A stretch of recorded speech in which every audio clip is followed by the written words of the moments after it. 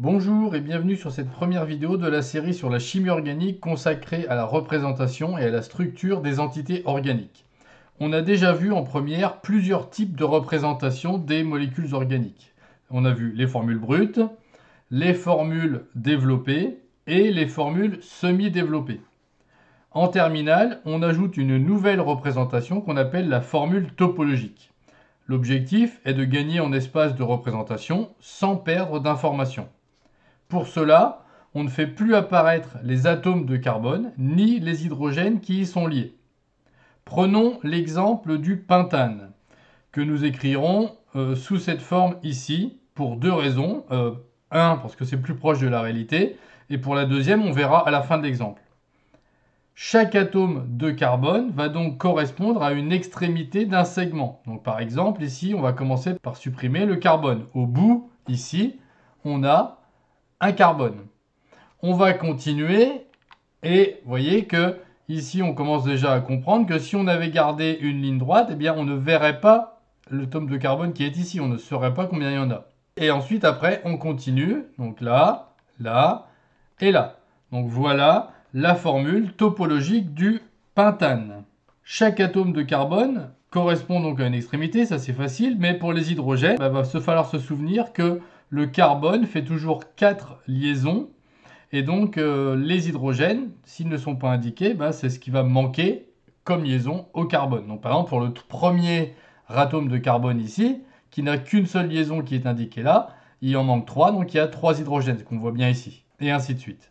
Passons maintenant à un deuxième exemple pour nous expliquer ce que l'on fait des hétéroatomes, c'est-à-dire les atomes autres que le carbone. Eh bien ceux-là, ils vont rester écrits, et aussi les hydrogènes qui y sont liés. Regardons sur ce deuxième exemple. Donc voici la formule développée puis semi-développée.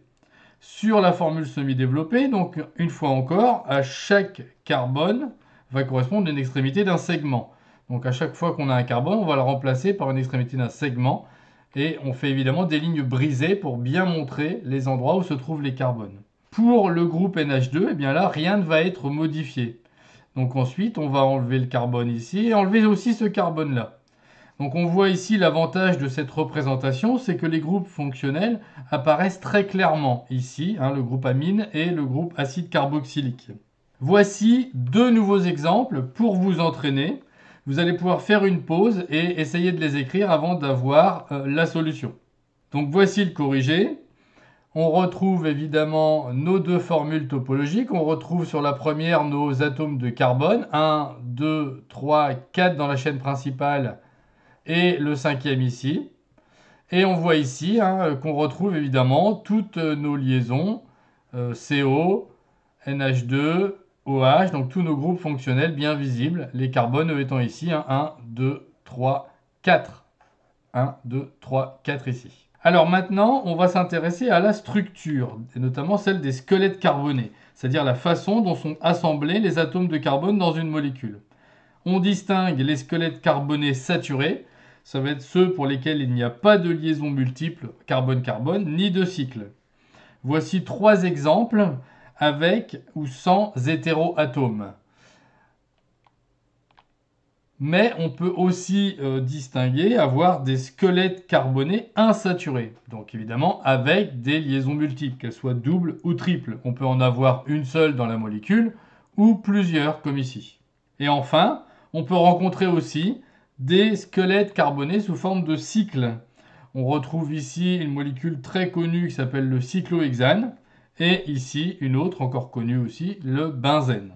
Terminons en revenant sur une notion déjà abordée en première, celle d'isomères. Et notamment ici, on va parler d'isomères de constitution qui vont correspondre à des molécules ayant la même formule brute, mais des formules semi-développées ou topologiques différentes. On peut avoir trois types d'exemples.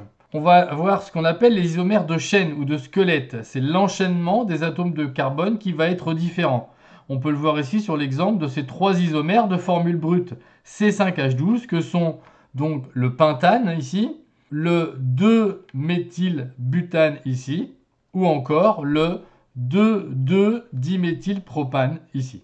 On trouve aussi des isomères de position. Alors cette fois, on va avoir deux choses possibles. Soit la position d'une liaison multiple, qui ne va pas être au même endroit, comme dans les exemples ici des 3 isomères que sont les 3 hexènes, X1N, X2N et X3N. Vous voyez que la position de la double liaison n'est pas la même à chaque fois.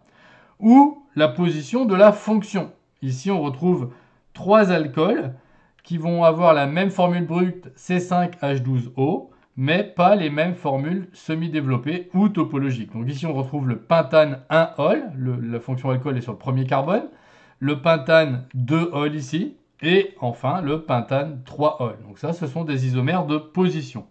Enfin, on peut aussi trouver ce qu'on appelle des isomères de fonction. Là, vous aurez compris que ce sont des molécules qui ne vont pas avoir la même fonction, pas le même groupe fonctionnel.